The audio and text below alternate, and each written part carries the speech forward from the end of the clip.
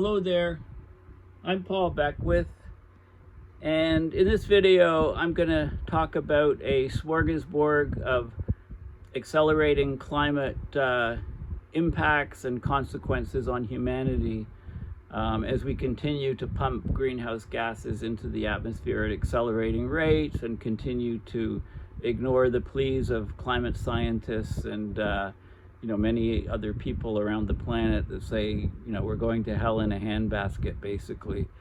So let's talk about some of the things that have happened just in the last week or so that I've come across. I cover a lot of different topics in this video, a lot of very interesting papers. If you're not following me on Twitter at Paul H. Beckwith, please do so. Make sure you watch my video on this profound scientific discovery of the idea that rocks actually break down water on the deep ocean and produce what we call dark oxygen on the ocean floor. Okay, so let's get right into what's happening with climate. If you follow my videos, this is not a surprise to you. Global warming is making rainfall more erratic. Rainfall is fluctuating more vigorously because of our anthropogenic changes to the atmosphere and the planet. So we're getting more and more intense downpours. They're happening more frequently. Drier periods seem to be lasting longer and are becoming more severe. So there's been a new study which is systematically looking at data over the last 100 years or so to determine that human-induced climate change is making rainfall more volatile. Okay, so it's a joint study. It's in the journal Science, just published. It's by the Institute of Atmospheric Physics, and they're part of the Chinese Academy of Sciences. It's a university of the Chinese Academy of Sciences, and it's also the UK Met Office. And what we're seeing is a systematic increase in rainfall variability since the 1900s, and it happens on all scales, from global to regional, and also on all time scales, from daily to intraseasonal time scales. So rainfall variability, it refers to the unevenness in the timing and the amount of rainfall. So higher variability, it means that precipitation is more unevenly distributed over time, right? We're getting wetter wet periods and drier dry periods, basically. Like some places are getting a year's worth of rain in just a few days. Ask people in Toronto about rainfall, intense rainfall events. They had basically over a month or two's rain in just 3-4 hours, and significant flooding and damages as a result. Okay, we're also getting what I call weather whiplashing. We have long dry spells followed by heavy intense downpours, and it can alternate rapidly between drought and flooding. Okay, so they looked at a wide range of data. They found that rainfall variability has increased since the 1900s over 3/4 of the land areas studied, particularly in Europe, Australia, and Eastern North America. Daily rainfall variability has increased globally by 1.2% per decade over many, many decades. And why is this happening? Well, the increase in rainfall variability is mainly due to anthropogenic greenhouse gas emissions. It's due to us, right? We have a warmer, more humid atmosphere. Even if the atmospheric circulation remains the same, which it hasn't, of course, the global atmospheric circulation has significantly changed. We're talking about the jet streams changing, right? The additional moisture in the air, because the air is warmer, leads to more intense rain events and more drastic fluctuations between them, more variability. And regional atmospheric circulation patterns on decadal timescales are also messing things up. So there you find the title of this video. The future we worried about is already here. Okay, the increased variability in precipitation adds crucial evidence of larger daily changes, making it more difficult to predict and prepare for environmental impacts. Okay, so we've basically completely changed our planet. This is the peer-reviewed, this is another article on it, actually. Climate change is causing more changes in rainfall and fiercer typhoons, right? We've increased sea surface temperature. As I pointed out, we've decreased the temperature of the tropopause even more than the sea surface temperature has increased. All this is leading to stronger typhoons slash cyclones slash tropical storms or hurricanes.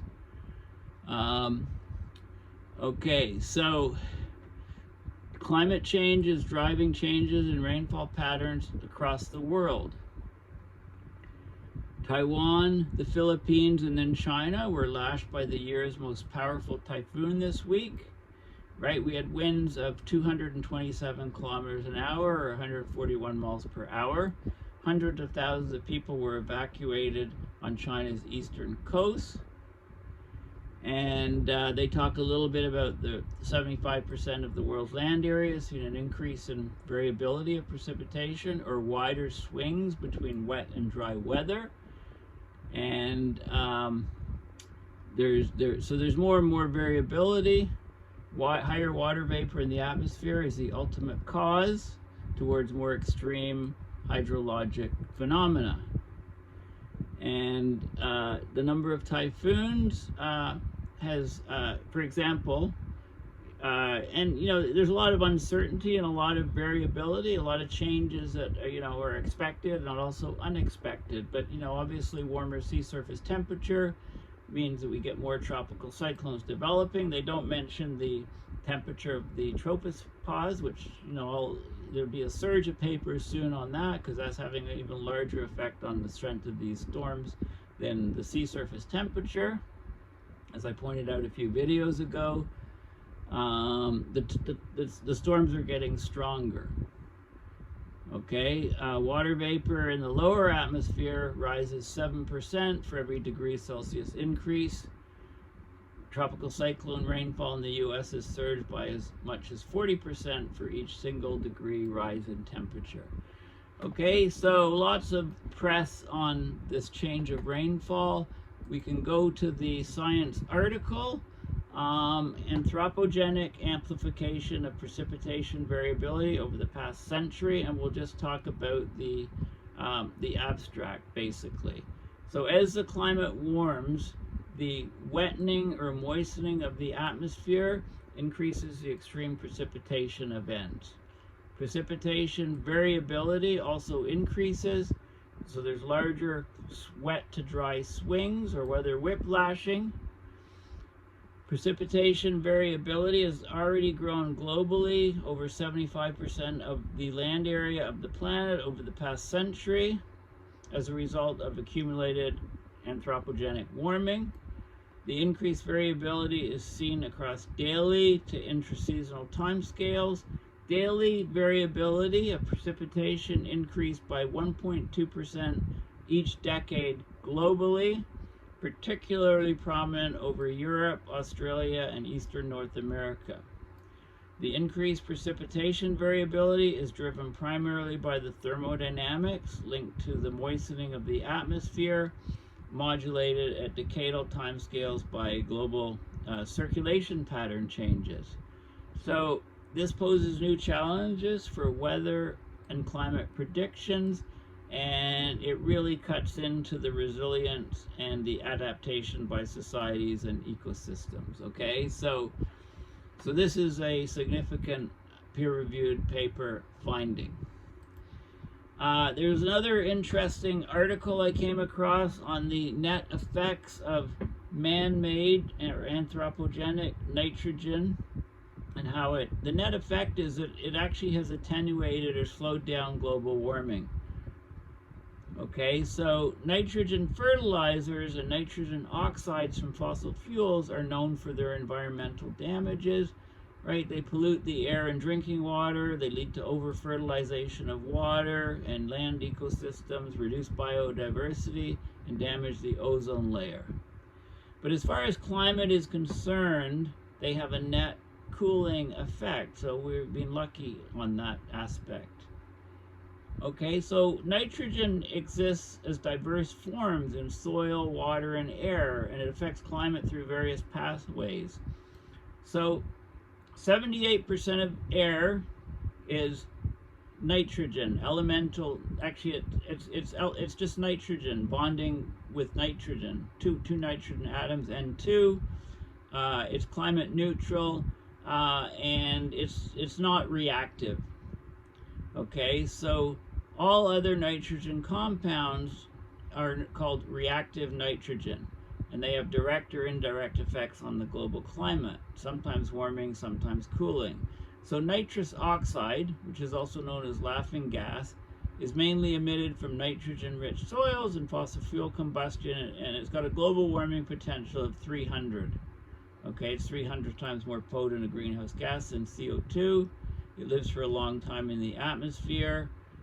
The short-lived nitrogen oxides produced by combustion, they're mostly in fine suspended particles in the atmosphere. So like other aerosols, they shield sunlight and cool the planet. Ammonia is similar. If you don't know about the Haber-Bosch process, Haber, H-A-B-E-R, Bosch, B-O-S-C-H, Haber-Bosch process, it was a process in which nitrogen, N2, could be broken down into producing ammonia, basically artificial fertilizer or liquid manure. The stuff stinks like hell, sprayed on farmland. It allows plants to grow more abundantly. Without the Haber-Bosch process being invented, our population globally would be more like 4 billion rather than 8 billion. All right, no kidding. About half of the global population wouldn't exist today without the Haber-Bosch process. Norman Borlaug was the guy who worked on seeds, improving quality of seeds, hardier seeds. Because of him, without him, we'd have 1 billion less people on the planet. Okay, so those 3 people are responsible for us being at something like 8 billion people plus on the planet, as opposed to 3 billion, right? Just 3 people. An individual person can make a difference. Okay, so anyway, this is looking at nitrogen cycles. It's looking at the effects of all the different nitrogen molecules on the warming, and this is the peer-reviewed paper which came out, The Global Net Climate Effects of Anthropogenic Reactive Nitrogen. So basically, anthropogenic activities have enhanced the loadings of reactive nitrogen, NR, in the Earth system since pre-industrial times, contributed to eutrophication and air pollution, and it's influenced global climate. So anthropogenic reactive nitrogen causes a net negative direct radiative forcing of minus 0.34 watts per square meter in the year 2019 relative to 1850. So there's increased aerosol loading causing the cooling. The reactive nitrogen has reduced methane lifetime, okay, which is a good thing, and it's increased terrestrial carbon sequestration because it's caused more plant growth, but it's also producing nitrous oxide and removing ozone. So it's having cooling and warming effects, but the net result is actually slightly negative, which is according to this study. So it shows you anthropogenic activities. We've got fossil fuel combustion produces N2O, which causes a warming, is the orange. This stuff, we get reactive nitrous oxides, which break down methane, causing a cooling. It reduces ozone, causing a warming here. We've got ammonia here, going into soils and so on, and these processes cause some cooling. So the net effect is actually a slight cooling of the planet. We've got manures and fertilizers and different processes in the soils. So it's a very interesting kind of diagram showing the different chemistry involved from the nitrogen. And there's some plots here showing all of the different factors and summing them up. This is showing, okay, so what this is showing is this is global direct radiative forcing in 2019 relative to 1850, induced by anthropogenic NR, reactive nitrogen. Okay, so the production of reactive nitrogen globally has caused a slight reduction of CO2 than there would otherwise be, so a slight cooling effect. It produces nitrous oxide, or laughing gas, which is a warming effect. It reduces methane, so it's a cooling effect. And the aerosols have the biggest cooling effect here. There's changes in ozone, which has caused a slight warming. So the net effect here is very powerfully, is a negative net effect, and you can see if you take all of these other factors and sum them, you get this sort of thing.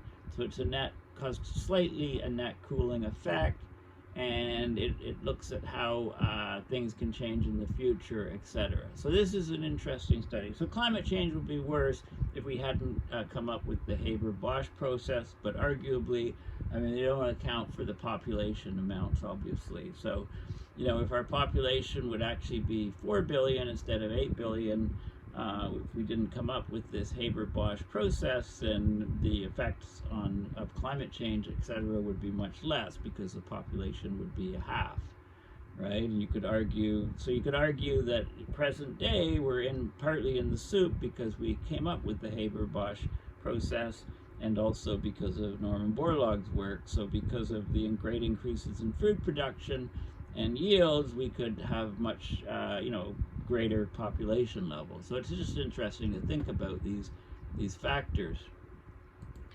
Okay, here's another article. Recently, researchers have quantified the solar absorption by black carbon in fire clouds. So we're getting more and more wildfires around the planet. We're getting more and more forest burning. Just look at what happened to Jasper in Canada last week. Look what happened to Canadian boreal forests last summer.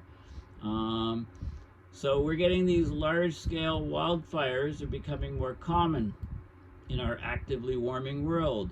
These wildfires emit black carbon to the atmosphere. It's one of the most potent short-lived atmospheric warming agents, because the black carbon absorbs sunlight and therefore the particles heat up and they're in the air, so the air heats up. There's strong sunlight absorption on black surfaces, so on black particles in the air. The extent of atmospheric warming caused by black carbon in these pyrocumulonimbus clouds, these fire clouds that develop from high-intensity wildfires, is an area of active study. In their most extreme form, these wildfire clouds will inject smoke into the upper troposphere and the lower stratosphere, where they can linger, hang around, right? If they're in the stratosphere, they're above weather, so they can impact the stratospheric temperatures and composition for several months. So they're investigating this actively, and they published a peer-reviewed paper.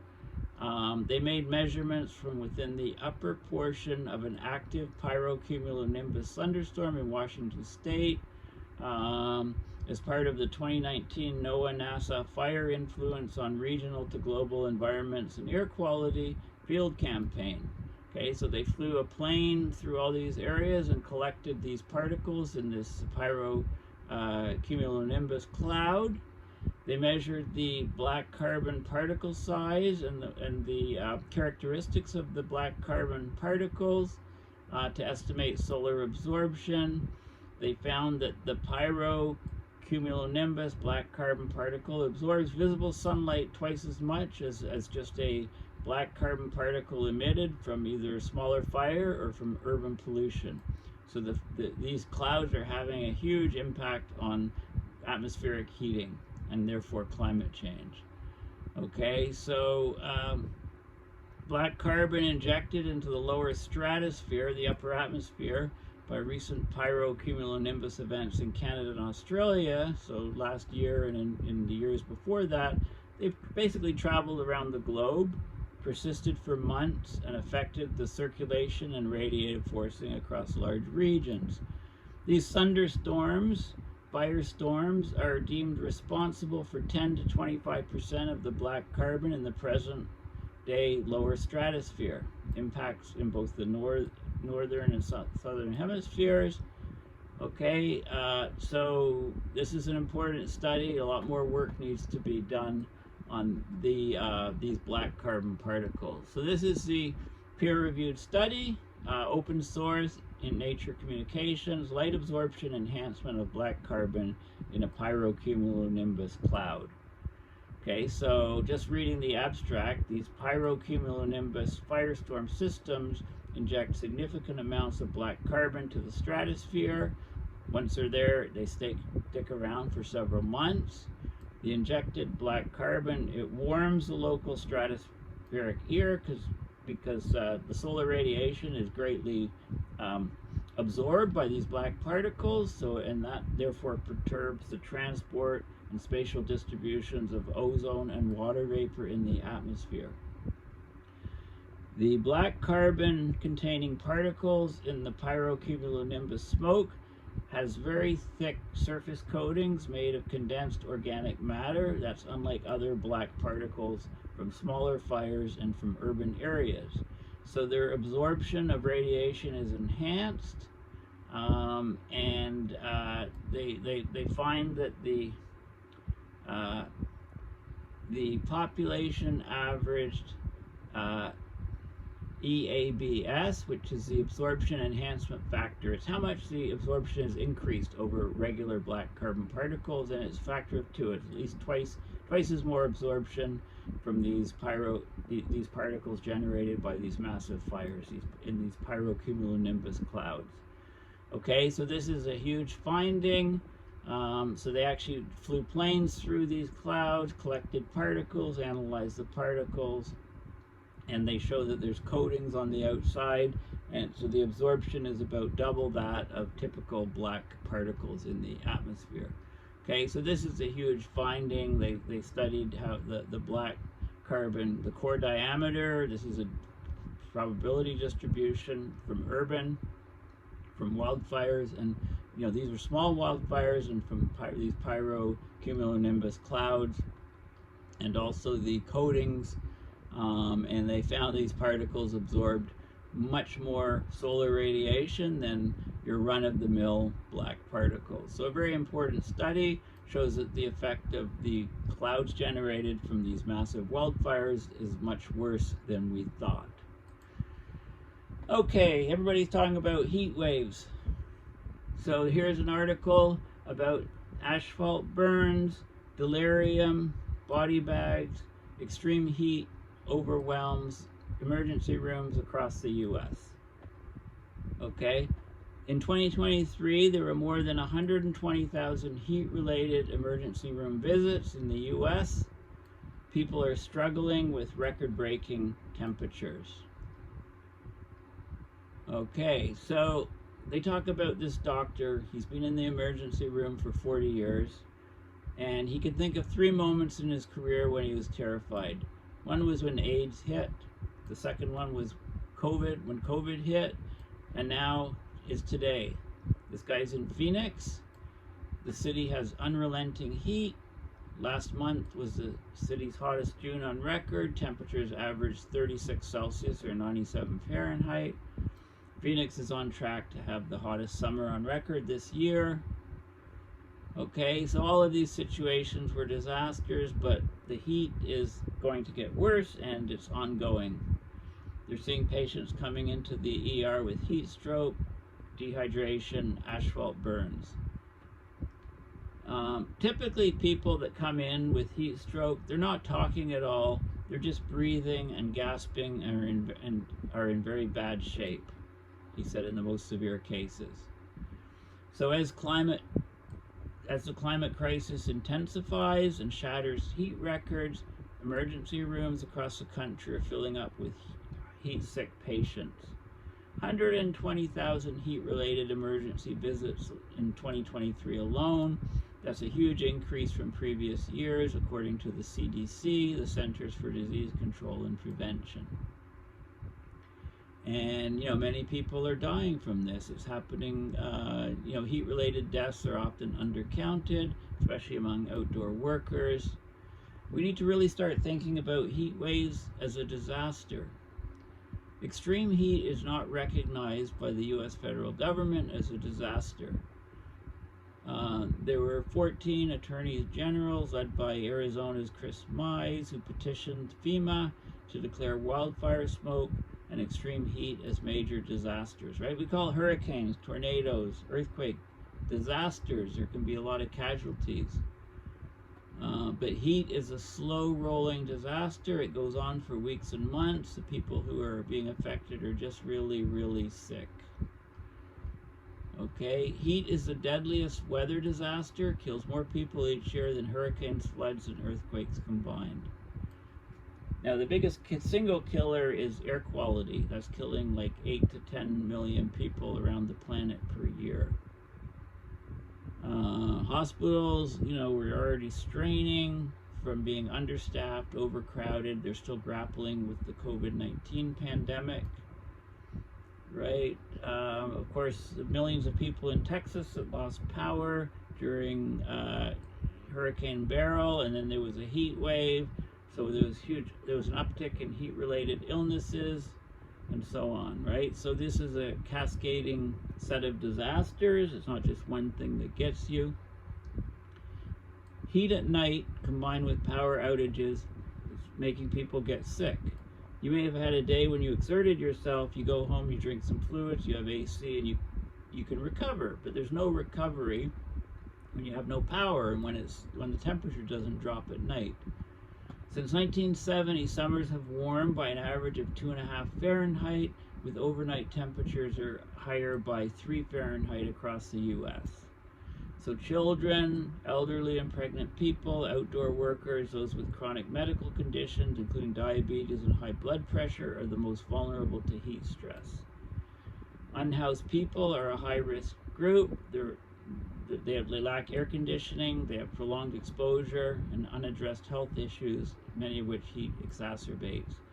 They're sleeping and living on the asphalt. Overnight temperatures don't get as cool, right? Some medication for chronic conditions can put people at an increased risk of heat stroke. So amphetamines, commonly used to treat ADHD, can raise a person's body temperature. Some antidepressants, antihistamines, and beta blockers can impair a person's ability to cool down.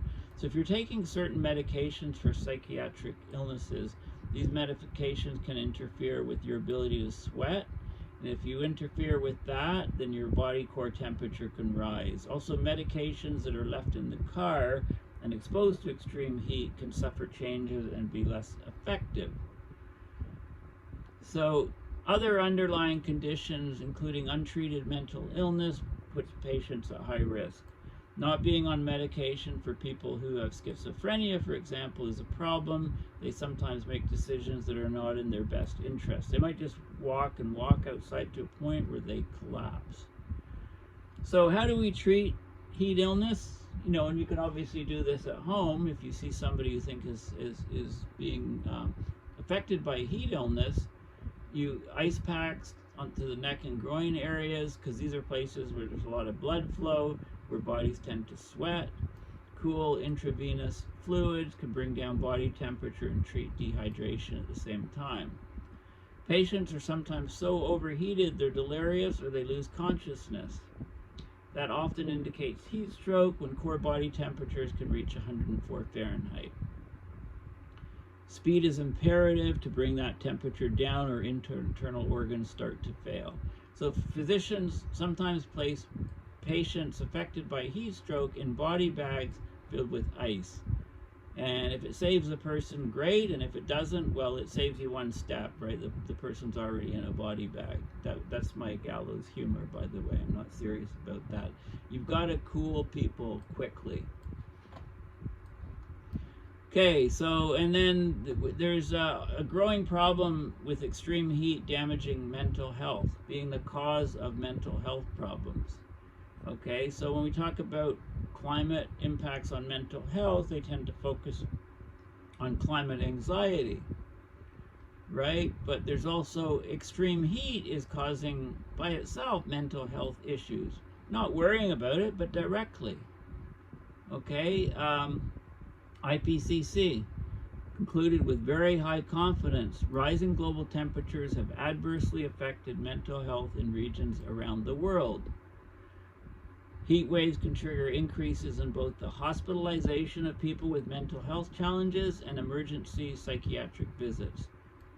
People with pre-existing mental health problems have an increased risk of dying during periods of high temperatures. Suicide rates increase at higher temperatures and are expected to rise in a warmer world. Okay, we still have, heat can severely degrade mental health. Being in the midst of a heat wave can feel all-encompassing. Generally, being hot and uncomfortable can affect a person's mood, leading some to feel more irritable and stressed.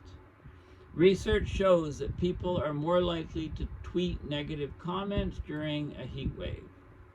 Extreme heat can have significant implications for sleep. Right? Warming nights are eroding human sleep globally. The effect is 3 times larger for residents of low-income countries. Lost sleep in hot and humid conditions is unpleasant, but if you have mental health problems, poor sleep carries a real risk of making them worse or of bringing them on. Okay? Not all heat's bad for mental health, right? But many people believe they're happier on sunny days rather than cloudy days, right? In the general population, mood tends to improve as temperatures get warmer, but the opposite is true for people with anxiety, depression, and psychosis. They're more likely to experience low mood. And then if it gets too hot and too sunny for too long, then, this is only true up to a certain point. There's a growing body of research linking extreme heat with an increase in violent behavior like homicide, sexual violence, and assaults, which can, all those things negatively impact mental health. So there's a study in India, Nepal, and Pakistan. For every 1°C increase in annual temperature, there's a 4.5% increase in violent acts. Okay, so there's also, a strong relationship between mental health problems and poverty. People living with mental health conditions may be more likely to live in less energy efficient housing, have less access to adaptation mechanisms like air conditioning, be more socially isolated, or work in occupations that increase their exposure to extreme heat. And they also talk about the medications like antidepressants and antipsychotics that disrupt the body's ability to regulate temperature. So people taking these medications may be more vulnerable to higher temperatures. So they're at higher risk of being hospitalized or dying during heat waves. Okay, so, and there's a new project called Connecting Climate Minds that's looking at research and action agendas on climate change and mental health. Okay, where people have talked about their individual experiences, etc. Okay, so there's lots of connections on how climate change is impacting mental health, and there's a lot of new studies coming up, and each one seems to be showing worse and worse information about the connection. Now, we call these a lot of things natural disasters. We should really start using the term unnatural disasters. This is an article from the Climate Reality Project about the climate crisis is turning up the heat on heat waves, and they're calling it the rise in unnatural disasters, heat waves. Okay, so they give some stats on heat waves and impacts. Okay, so an interesting article. Okay, this is this is CNN Climate. It talks about how heat is testing the limits of human survivability, and here is how it kills.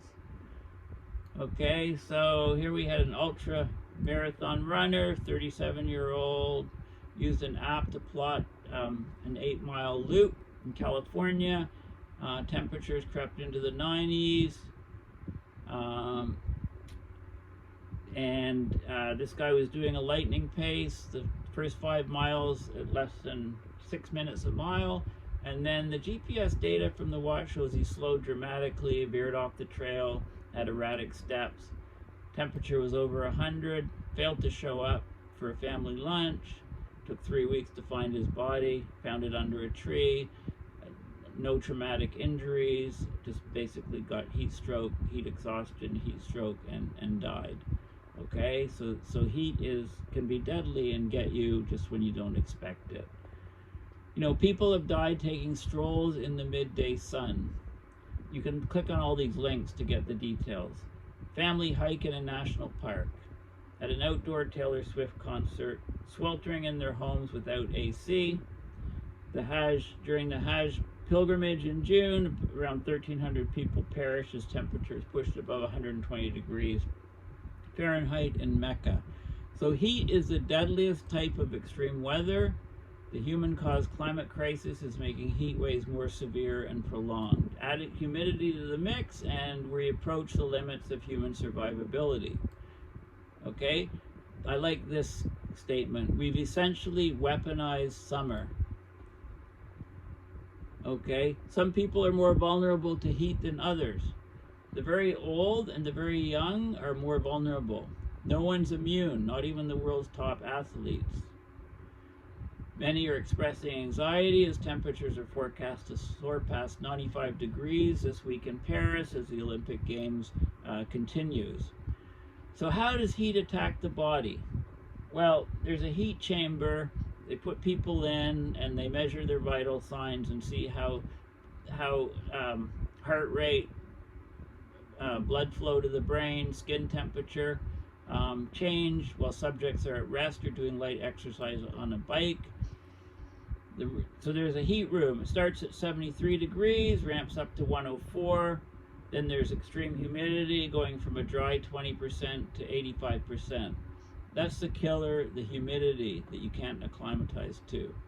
So what heat does to your skin, there's millions of sweat glands around your body that push sweat onto the skin. The skin, as the sweat liquid evaporates, it transfers heat into the air and that cools you. When it's too hot and humid, you sweat, but the sweat doesn't evaporate, so it builds up on your skin, so it doesn't cool you down. Too much sweating can make you dehydrated. Your body doesn't always raise an alarm when it needs to drink. So in heat waves, drink water, drink water, drink water, even if you don't feel like drinking water. Because by the time you feel thirsty in a heat wave, it could be too late. You might be losing fluids faster than you can replenish them. Very humid heat can cancel out the benefits of sweating, right? So there's a lot of moisture in the air, the sweat evaporates much more slowly or not at all, pools and drips off, doesn't cool you. So your body temperature climbs and you start getting into real trouble. What heat does to your heart. Your heart and blood vessels are typically the first to be called into action to regulate body temperature. In extreme heat, your heart must work much harder to keep your body's internal temperature stable. It needs to push blood quickly toward your skin where it can release heat. This is why you look flushed when you're hot. As sweat pours out, the loss of fluids reduces blood volume, so your heart's forced to pump even harder to maintain blood pressure. Feels like it's thumping out of your chest. What heat does to your brain. The hypothalamus is a tiny diamond-shaped region in the brain that regulates the body's cooling response. It triggers sweating, directs blood flow, tries to keep your core temperature at 98.6 or 37 Celsius. If it gets too hot, things fall apart. Blood flow to your brain decreases in extreme heat as breathing speeds up and blood vessels constrict inside your neck and skull. Deprives your brain of oxygen and glucose, affects your cognitive abilities, worsens any mental health conditions, leads to risky or poor decision making. If you're not heat adapted, your brain gets messed up really fast, you make bad decisions, and then you're in trouble. And if you're out on a hike somewhere, and you know, that trouble can kill you. How heat kills. Extreme heat rips through your body defenses, goes from uncomfortable to deadly as the heavy feeling of a hot, sticky day turns into something much worse. You get symptoms like nausea, headaches, muscle cramps, and even fainting. These are all signs of heat exhaustion. Your body's dehydrated and starting to lose the ability to cool itself. And then you just spiral downward. Heat stroke happens when your body can't use its usual tricks to cool down, like sweating and increasing blood flow to your skin. Leads to a catastrophic rise in core body temperature. Once your internal body temperature climbs above 104 Fahrenheit, that can happen within 10 to 20 minutes of exposure. You're moving toward death, and it can creep up on you very, very quickly. You become disoriented, you lose consciousness, major organs start to shut down, barriers that separate your gut from the rest of your intestines become more porous, so there's deadly toxins leaking into your bloodstream, and then your heart fails. Okay, so heat stroke is an explosive disease. It's an inflammatory multi-system failure. If not addressed immediately, it can kill you. The tragedy with heat stroke is that as it's killing you, it's also degrading your mental capacity, preventing you from understanding what horrible danger you're in. That's why we have so many stories of people dying on runs and hikes. They're not stupid people, okay? They started to get into trouble, and it went downhill and downhill and downhill, and they quickly died. People will be hiking, they don't realize it, and before they know it, they've got this sepsis-like syndrome. The best way to treat heat stroke is immersion in a cold water bath, wet towels on your body, surrounded by fans, if you can't have the immersion. But even for those who recover, nearly 30% will have permanent brain damage. So this is deadly serious stuff. Our bodies can get used to the heat to some extent, but it takes time, acclimatization, and even then sometimes heat is simply too extreme to adapt to. So wet bulb temperature is important, right? You know all about that. A wet bulb temperature of about 87.8 degrees is about the maximum healthy humans can cope with. May not sound that hot, but this is stifling and deadly heat. Nearly 90 degrees with 100% humidity, next to no ability for the body to cool itself. Billions of people will be exposed to this dangerous threshold as global warming accelerates. With every half a degree, the world heats up. Scorching, sticky heat just expands outward in these hot, deadly blobs. Okay, so this is showing some projections where heat will challenge survivability as the planet warms. So you can see, you know, at basically 1.5, 2 degrees, 3 degrees, 4 degrees, more and more areas are going to be deadly for humanity to be outside in. Okay, and you know, heat already kills an estimated almost 500,000 people per year, according to the World Health Organization. But the real toll could be higher because heat-related deaths are so hard to track. Right, deaths from heat are often attributed just to heart attacks or strokes. There's no reference to the fact they occurred during a scorching heat wave. We're absolutely undercounting in a serious way. Every week of summer brings more stories of people like the ultramarathon runner whose tragic early deaths are entirely preventable. Right, so heat doesn't have the blunt force of a hurricane, the scorched earth of a wildfire, or the sweeping devastation of a flood, all of which leave a visible and immediate trail of devastation, destroying homes, tearing up roads, and flattening towns. Instead, heat is a creeping threat. It's an insidious threat, a steady hum in the background. Its worst damage is not to property, but to our bodies. It's an invisible, silent killer. Needs to be taken seriously. This is a fantastic article in CNN Climate. Make sure you look it up and read this and send it to your friends. Okay, so this is another article on extreme heat, how it's not just affecting people, it's wilting and burning forests. It makes it harder to address climate change because It's degrading the ability of the surface of the land to lock away carbon dioxide. Okay, Earth's land lost much of its ability to absorb the carbon dioxide humans pumped into the air last year. So there's a new study, which is a very concerning study, because what it's showing is that in 2023, temperatures were so high, the droughts and wildfires were so severe that forests in various parts of the world wilted and burned enough to have degraded the ability of the land to lock away carbon dioxide and act as a check on global warming. In other words, the Earth's sinks for carbon dioxide are failing.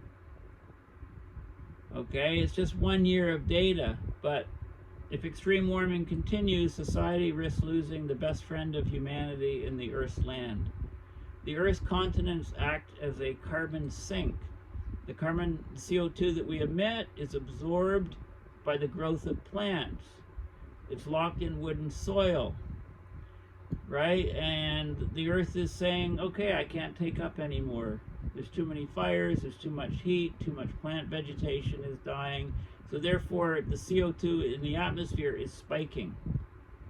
Okay, this is very bad. So there were abnormal losses of carbon in 2023 from the drought-stricken Amazon, from Southeast Asia, and also from the boreal forests of Canada, because there are record-breaking wildfires up in Canada. Okay, so this is a very, very bad situation. Okay, the lost ability to lock away carbon, it also affects the permafrost, right, which is thawing. So this is basically, yeah, this is horrible stuff. Okay, this is a paper, and you can click view PDF here and look at the actual PDF. Low latency carbon budget analysis reveals a large decline of the land carbon sink in 2023. This is very, very serious stuff. So let's just look at the abstract. In 2023, the CO2 growth rate was 3.37 parts per million at Mauna Loa. That's 86% above the previous year. It hit a record high since observations began in 1958, right? The Keeling curve, the observations. Global fossil fuel CO2 emissions only increased by 0.6%. So CO2 way up, emissions went up marginally. So there's been an unprecedented weakening of the land and ocean sinks. So where and why did this happen? So the global net land CO2 sink was 0.44 gigatons of carbon per year. That's the weakest since 2003. So the regional anomalies are consistent between the top-down and bottom-up approaches. So the largest abnormal carbon loss in the Amazon during the drought in the second half of 2023 meant that it only absorbed 0.31 gigatons of carbon per year. We had extreme fire emissions of 0.58 gigatons of carbon per in Canada.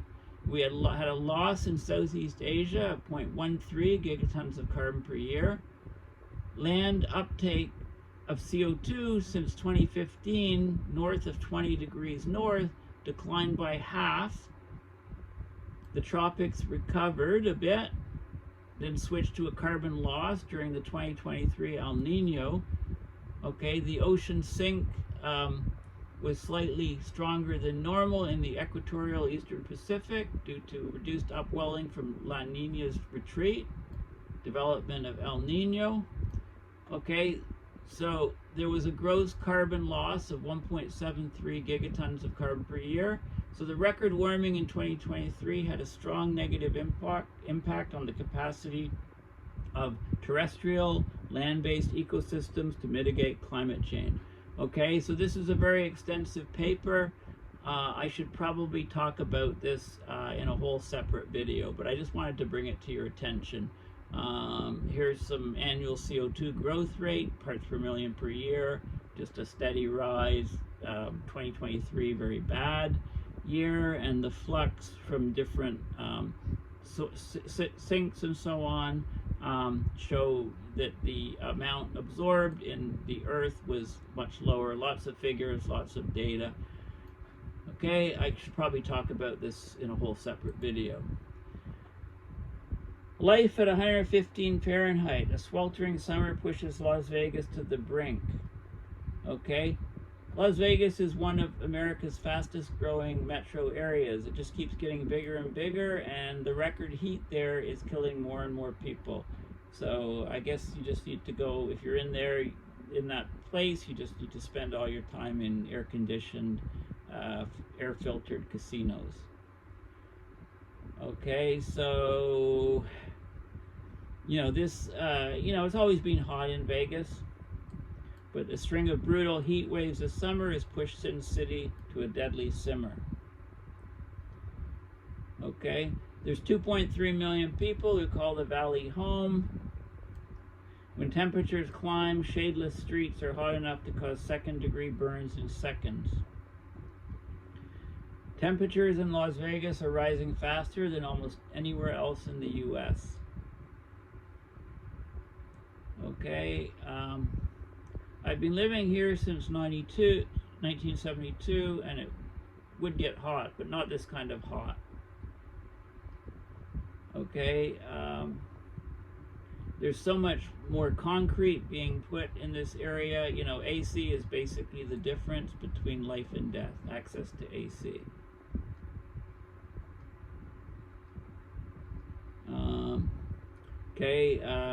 5,000 people estimated to be homeless in the region. Some are seeking refuge in underground tunnels during the summer, risking the waters that surge through them during summer monsoons, overexposure to the brutal heat.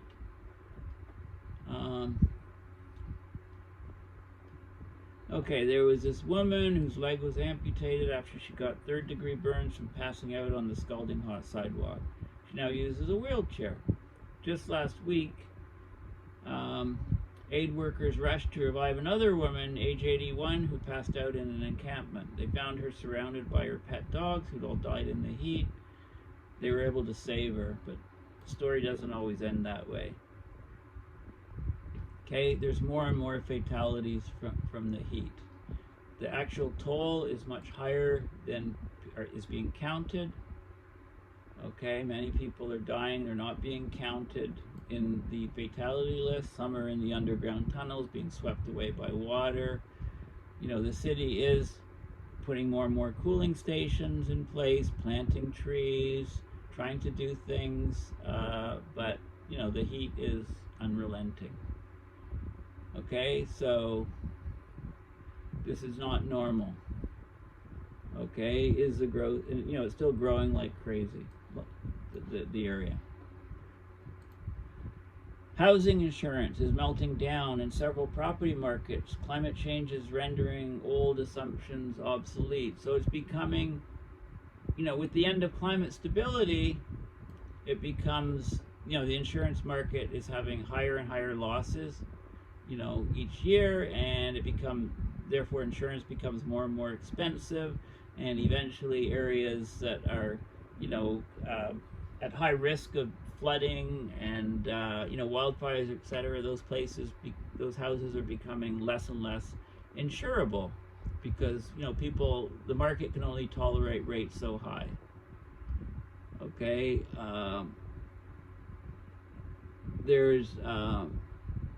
this is a really good article on the risks from insurance, and it's from Fortune magazine. So pretty soon, at some point, it'll be almost impossible to get housing insurance for many, many people. This is an interesting article, and I'll have to speed up here because I don't want to go too long for this video.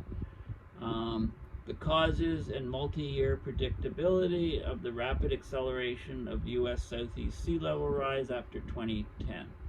So basically, sea level rise is on a tear off the east coast of the U.S. since 2010. You can see, here's 2010. This is the rise in sea level at various places, various tide gauges, and you can see a ramping up. You can see most of these curves are notching up after 2010. And you know, there's many reasons for this. Could be changes in the AMOC, the Atlantic Meridional Overturning Circulation, excess heating off the coast. The U.S. southeast coast is a hotspot for rapid sea level rise. The linear trend of sea level rise along the coast is 3 to 4 times larger from 2010 to 2022 than it was from 1920 to 2009. So if you take this curve, the rate of change of this curve, suddenly it's 3 times higher since 2010 for these locations, and you can see the heat building and sea level rise increasing all along the coast here. Okay, and there of course there's a more detail here in the Geophysical Fluid Dynamics Laboratory NOAA site, talking about the sea level rise trends and reasons for it. And there's also a peer-reviewed paper, The Causes and Multi-Year Predictability of the Rapid Acceleration of U.S. Southeast Sea Level Rise After 2010. Okay, so there's definitely been a huge notch up. These figures are also in the peer-reviewed paper, you know, with a lot more data. Okay, so this is another aspect of abrupt climate change. A couple other things that I've come across that are interesting. This is Yellowstone National Park. There's Biscuit Basin. There was a hydrothermal explosion occurring on July 23rd. This is the remnant that took out a boardwalk. Fortunately, people weren't killed. They managed to get off. They managed to run out of the region. A lot of mud came up, etc. And the good news is that they basically, we had a hydrothermal explosion, which is the water suddenly transitioned to steam in the shallow system below the pool. It was not caused by volcanic activity. The earthquake sensors, ground deformation, gas and thermal emissions are at their normal background levels. So it's not a precursor to a supervolcano, but what happened was steam and debris was sent to a height hundreds of feet above the ground, destroyed the boardwalk, ejected grapefruit-sized rocks tens to hundreds of feet from the source. Blocks closest to the site were about 3 feet or a meter wide, weighed hundreds of pounds. The dark color of the explosion was a result of mud and debris mixed with steam and boiling water. No injuries. They closed off the region. So anyway, some people were arguing that, hey, maybe this is a super volcano becoming active, but no, it was probably a one of, lucky for people, you know, that were on the boardwalk to get out in time. Anyway, that was an interesting news report. This is a paper on, you know, everybody's talking about AI these days. So in climate, we have these GCMs, these general or global circulation models. We use them in weather forecasting, we use them in climate prediction, and they're now being combined with AI to generate these neural models, right? These GCMs are the foundation of weather and climate prediction, right? They're physics-based simulators. So we've been using machine learning models trained on data and they actually have achieved comparable or better skill than the GCMs for deterministic weather forecasting.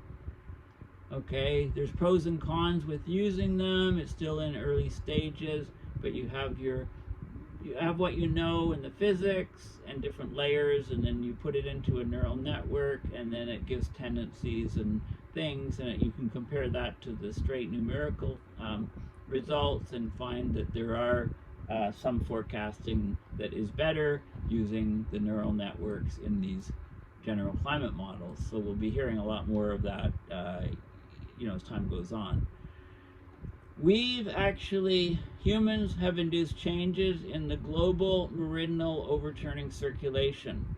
So here's a paper on the ocean currents in the Southern Ocean. I've talked a lot about the AMOC, the Atlantic Meridional Overturning Circulation. Well, this paper is very important because it's showing that the Southern Ocean current systems are also reordering.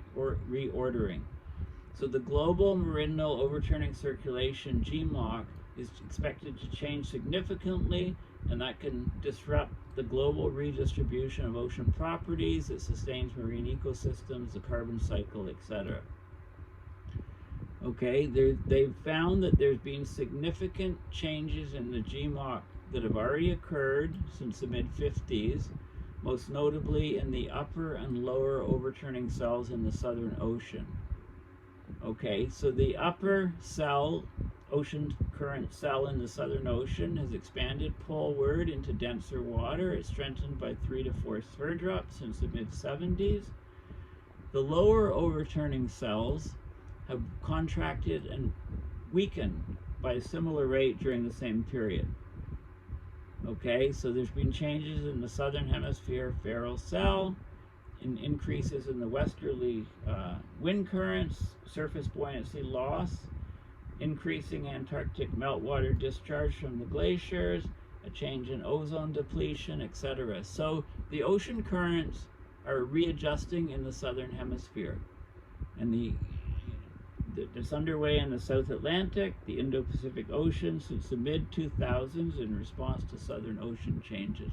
Okay, so this is a very significant paper, and there's lots of detailed data, etc., showing how the ocean currents are changing in the Southern Hemisphere. This is probably the best summary depiction, and it shows the GMOC in the most recent time periods, how the Southern Hemisphere westerlies have strengthened. Red lines are strengthening, so strengthening in the upper cell, a weakening in the lower cell, and how that is affecting, and that will of course tie into the AMOC as well. Okay, so I just want to bring that to your attention. There's a missing piece in climate models. In the physical properties of ice, it turns out that the albedo has been not calculated correctly, not measured correctly. In the old climate models, the ice was too reflective by about 5%. That's huge. Okay, ice reflectivity was much too high.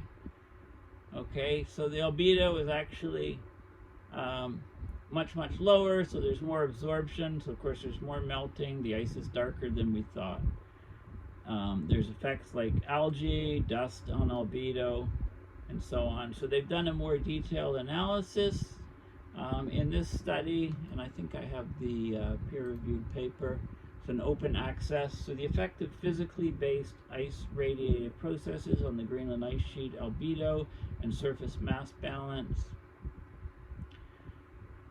Okay, the Greenland, the bare ice albedo is overestimated by about 4% in the visible and about 7% in the near infrared compared to what we're actually measuring with the spectrometer. Okay, so so basically the numbers going into the models is off, and the ice is much darker than we thought.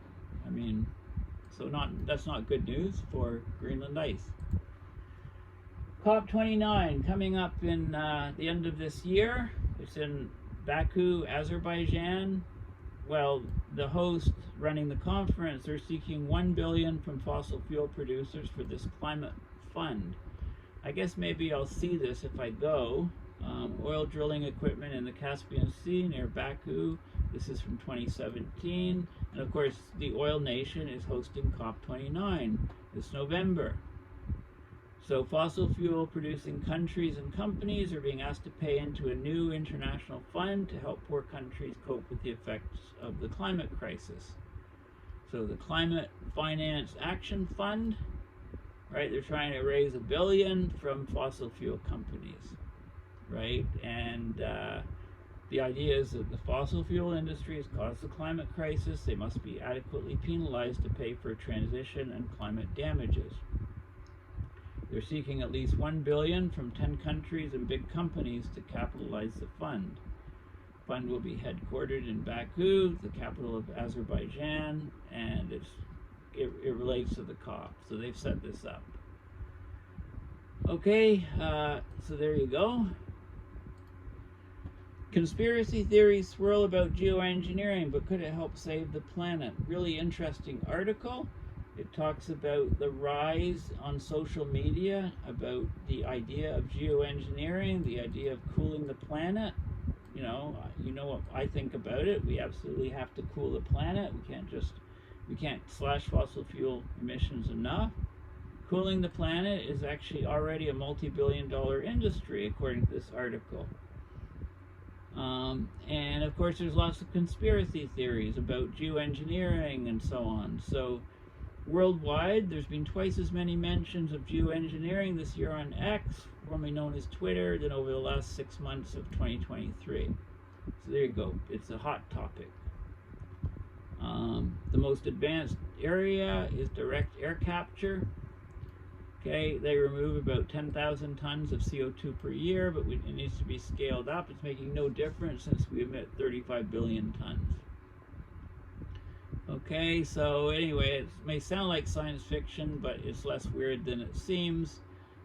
Read this. We've got stratospheric aerosol injection, particles in the stratosphere to reflect sunlight. Got marine cloud brightening, brighten low-level clouds in the troposphere, reflect sunlight. And we've got, clouds have been sprayed in an attempt to protect the Great Barrier Reef. There's groups in Australia that are trying to reduce the sunlight over the barrier reef to save the reef. There's, stratospheric tech development. How do we add aerosols in the stratosphere? There's planes that can fly up there and deploy it. Right, there's planes capable of flying up to 11 miles or 18 kilometers, about 1.5 times higher than the commercial aircraft altitudes.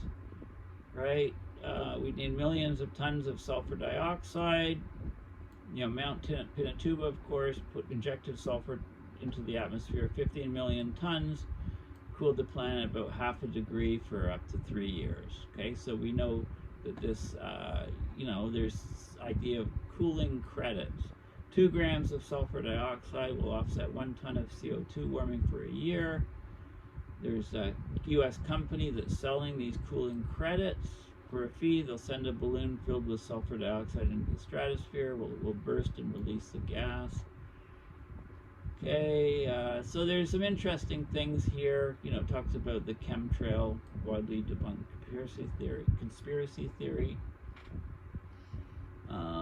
And so on. So anyway, good article about solar radiation management technologies. Scientists are calling for greater study of glacial geoengineering options to protect glaciers and stop them, like Thwaites Glacier, for example. These things are, I think, a bit more far-fetched and are not practical. I mean, they talk about curtains and, around the toes of glaciers, etc., right? So anyway, people are starting to think about this stuff. Of course, I talked about the Jasper fire, the Jasper wildfire. This is the net result from Jasper. These are the houses that were destroyed in these patches. It's about a third of the city. They protected key infrastructure. Note that there's a pipeline that carries 890,000 barrels of oil through this, which of course was protected the pumping station from the fire. That was a priority for the firefighters to protect. There's a lot of irony in there, of course.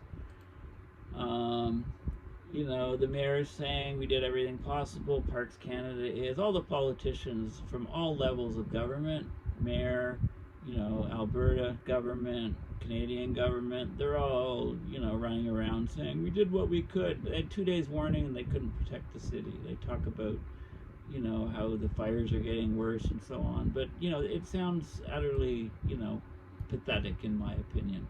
There's a good article. Highly recommend you read it. It seems to have gone. It's an Orchard article. How come it switched over? Let's see if we can refresh. Here we go. Alberta's choice. We can have our natural beauty or increase fossil fuel extraction, but not both. It talks about the Jasper being in ruin, 25,000 tourists and residents forced to evacuate. They'll rebuild, the Trans Mountain Pipeline, 890,000 barrels a day, goes right through Jasper. They protected it, right? They prioritized protection of it. Canadian leaders' response to wildfires resembles those of their American counterparts to school shootings. Politicians line up to express their thoughts and prayers for the victims of Jasper, thank first responders, shed a tear, but don't dare identify causes or culprits. That would be politicizing a tragedy. Never mind, the tragedy is a direct result of political choices made with input from powerful lobbying groups, whether it's the NRA in the US or Canadian Association of Petroleum Producers in Canada. Right? Climate's the issue. They've cut firefighting budgets. They're climate deniers, there, and they talk about record profits from fossil fuel companies, etc. This is all updated, and more and more fossil fuel and more destruction to the environment and so on. So it's a very hard-hitting, good article. Highly recommend that you read it if you want to know more about what happened in Jasper and Canada's response. The response is pathetic. There's a mismatch in Southern Ocean contribution to heat and carbon uptake, a new peer-reviewed paper.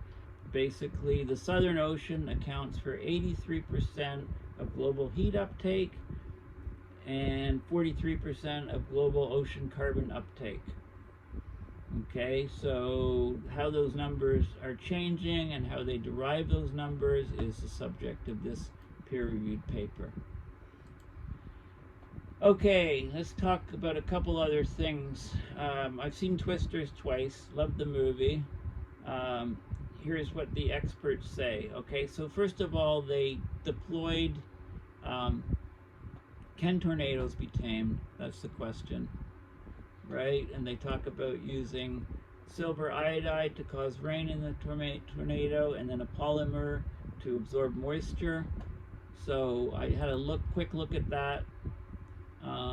Here's some of the science behind it. Is it possible? Right, there's a couple good articles about it. Basically, cloud seeding. Google cloud seeding Wikipedia and have a look at it, because it's been used. Many people throughout the years have used it with mixed results. Perhaps most famously, the Chinese using it to try to prevent rain during the Beijing Olympics. There's some other techniques using lasers to try to get it to rain, or electric charges, and so on, right? Okay, so very interesting article.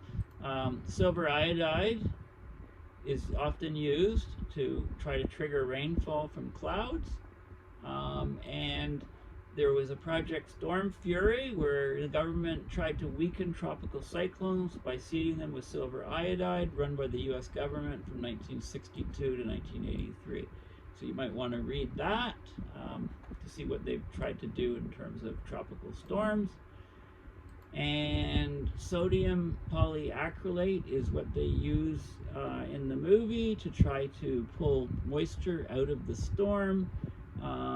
It's a super absorbent polymer. It can absorb 100 to 1,000 times its mass in water. It's used in kids' diapers, etc. In fact, there's quite a few different applications of it. They're shown in a chart here. In healthcare, animals, waste control, environment, different products, etc. Okay, so if you had enough of this stuff and you could stick it right in the storm, you could probably do something, but that's problematic, how to get it there. And Reed Timmer has a series of videos on tornado outbreaks, which he's releasing, and they're on YouTube. So if you want to find out more about actual real-life tornadoes and chasing and the machines to do such things, some of which are kind of depicted in the movie Twisters, and then go to some of Reed Timmer's video. Okay, well, thank you for listening. I know this has been a long video, and I kind of faded a bit, but please consider donating to my PayPal to support my research and videos. And if you've being able to watch the whole video, you probably have a good view on what's happened in climate change in the last week or two, all aspects of climate change. So thanks again for listening, and bye for now.